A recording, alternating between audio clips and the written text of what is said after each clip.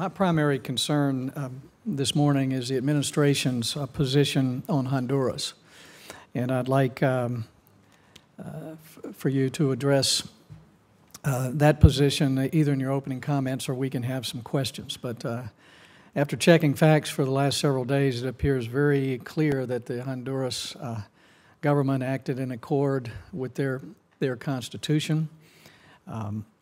The president was removed from office according to the Constitution, and our administration has inexplicably come down on the side of Chavez and others who have taken that same approach of trying to extend their term in office against a constitution and basically setting up a dictatorship. Honduras resisted that, followed their constitution, and I'd like to know your position, sir, on how we're dealing with that. And with that, I'll listen to the opening statement and look forward to questions. Thank you very much, Senator. And that was.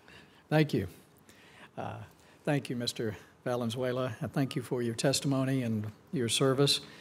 I want to return to the issue of Honduras because we seem to be talking from a different set of facts, and since you're the expert, maybe you can straighten me out.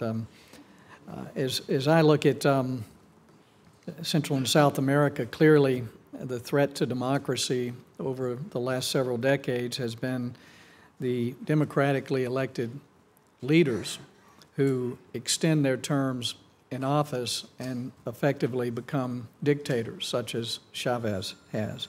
They use democracy to legitimize a power grab rather than actually set up a democratic government. In Honduras, they were obviously very concerned about the continuation, as they call it, of a president, and their constitution clearly says that a president can only serve one term. In fact, they go even further. As I'm sure you know, their constitution says that any elected leader who even tries to extend their term is immediately, effectively resigns themselves from office. And I don't think there's much question that Zelaya was working with Chavez and others to basically change the Constitution. He had ordered the military to conduct a referendum. The courts had said that was illegal. He continued using a mob to effectively take these referendum ballots that had been printed in Venezuela.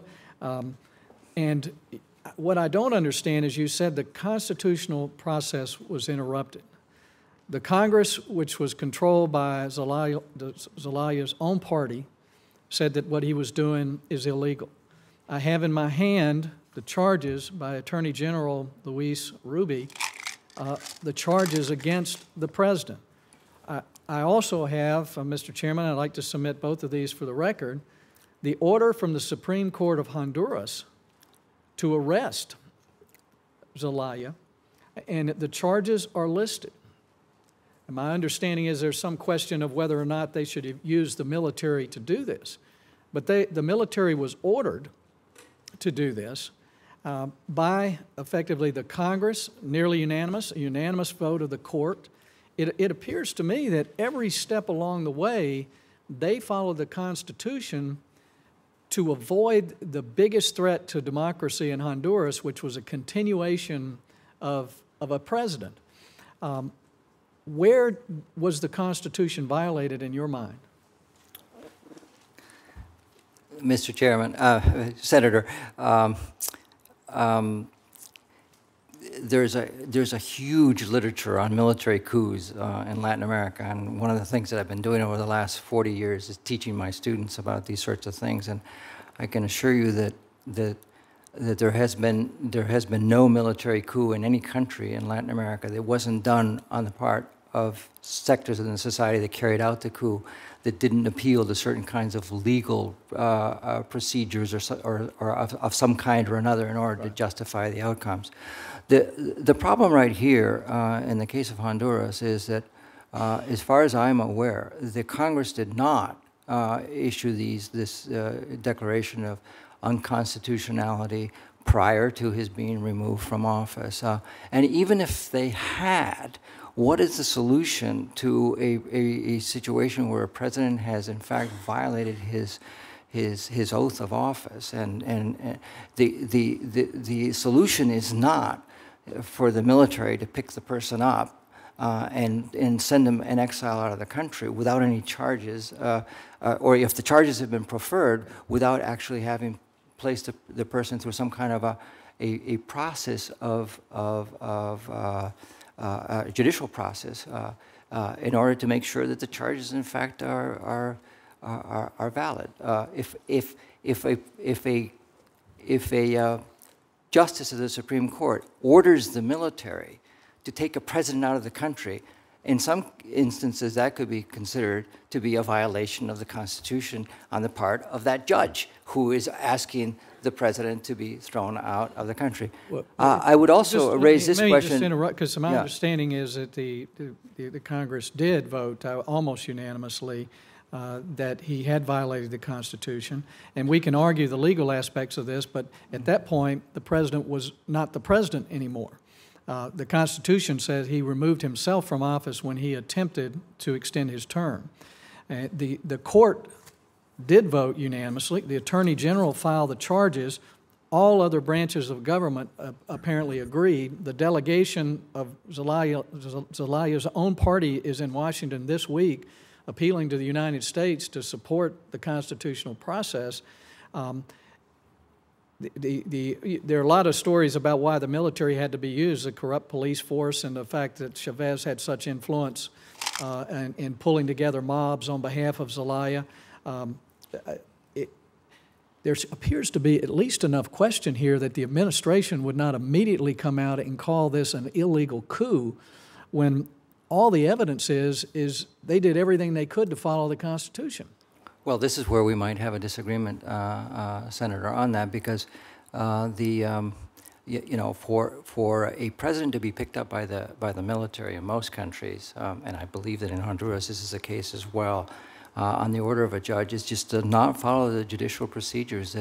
But I don't want to get into some of the details of this. I'm not familiar myself with all of the details and I'm aware of the allegations that are being made by people who have been supporting the legitimacy of the ouster of the president.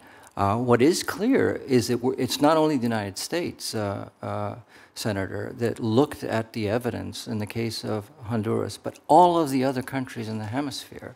Castro, yeah, but also the Chiles Ortega, and the Brazils and the our good friends. A lot of our good friends in the hemisphere, partners of the United States in the hemisphere that have worked strongly with us over the years to attempt to improve democratic practices in the region, have stood with us. This was a unanimous decision on the part, and this includes Canada, it includes Mexico, it includes the countries of the Caribbean that have long traditions of democratic practice. So we're not an outlier on this at all, Mr. Chairman, Senator, and again, there were two steps here. On the first step was a vote on the part of the Organization of American States to determine that in fact there had been an unconstitutional interruption of the democratic order. And then a subsequent vote suspending Honduras. That was also a unanimous vote. And I can just simply say this, that in my studies of military coups in Latin America, this was a classic military coup. I wouldn't call it a military coup. I would call it an unconstitutional transfer of power because the military did not take power afterwards. But it was certainly an interruption of the constitutional order. This was not a process that was constitutionally followed, in my view. Well, I would encourage you to look at the facts. I'll continue to, yeah. But I think it's inexcusable that the United States, at least, we've not refuted these facts that are presented by the new government. We're siding with known enemies of freedom in the United States of Chavez, who's clearly operating throughout the region, using his oil money to undermine democracies.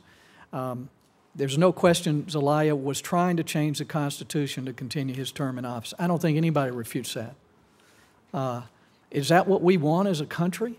Do we want to use democracies to legitimize dictators in Central and South America?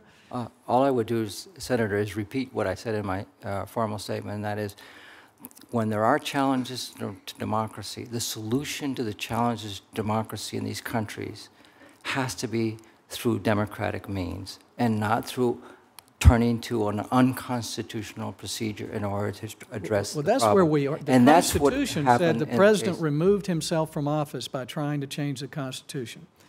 They have their Constitution that tight because the threat to continuing is so great.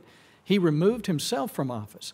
He was not removed by the military. Perhaps they shouldn't have flown him out of the country, but from what they tell me, they could not keep him safe.